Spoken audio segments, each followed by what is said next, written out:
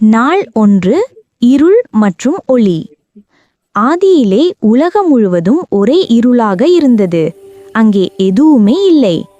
இயேசு மகிழ்ச்சியாக தோன்றி, வெளிச்சம் உண்டாகட்டும் என்றார். உடனே பிரகாசமான வெளிச்சம் வந்தது. ஆண்டவர் அந்த வெளிச்சத்திற்கு பகல் என்றும் இருளுக்கு இரவு என்றும் பெயரிட்டார். நாள் 2. வானமும் நீரும்.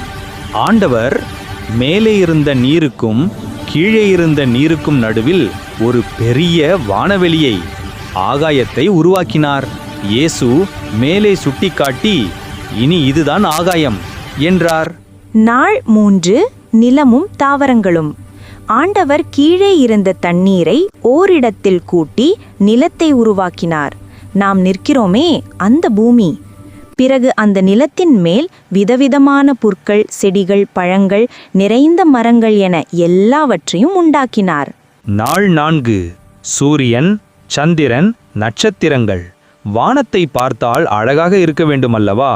அதனால் பகலை ஆள பெரிய சூரியனையும், இரவை ஆள சிறிய சந்திரனையும், எண்ணற்ற நட்சத்திரங்களையும் உருவாக்கினார். இயேசு வானத்தை பார்த்து கையை அசைக்கிறார். ஒளி பாய்ச்சுகிறது, ஒவ்வொன்றும் அதனதன் வேலையை செய்யட்டும் என்றார். நாள் 5. பறவைகளும் மீன்களும். கடல்களில் நீந்தும் விதவிதமான மீன்களையும் வானத்தில் பறக்கும் அழகான பறவைகளையும் உண்டாக்கினார். அவை கடலில் நிரம்பவும் வானத்தில் பறக்கவும் ஆசீர்வதித்தார். நாள் 6. விலங்குகளும் மனிதர்களும். நிலத்தில் ஊறும் பிராணிகள், ஓடும் மிருகங்கள், ஆடு, மாடு, சிங்கம், யானை என எல்லா விலங்குகளையும் உண்டாக்கினார். கடைசியாக ஆண்டவர் ஒரு முக்கியமான காரியத்தை செய்தார். தன்னுடைய சாயலிலே ஆதாம் என்ற முதல் மனிதனை உருவாக்கினார். அவனுக்கு துணையாக ஏவாளையும் உண்டாக்கினார். நீங்கள் இந்த உலகத்தை கவனித்துக் கொள்ளுங்கள், ஆசீர்வதிக்கப்பட்டிருங்கள் என்றார்.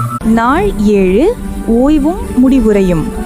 இவ்வளவு அற்புதமான படைப்புகளையும் உண்டாக்கின பிறகு 7ஆம் நாள் ஆண்டவர் தன் வேலைகளை நிறுத்தி அந்த நாளை ஓய்வெடுக்கும் நாளாக ஆசீர்வதித்தார்.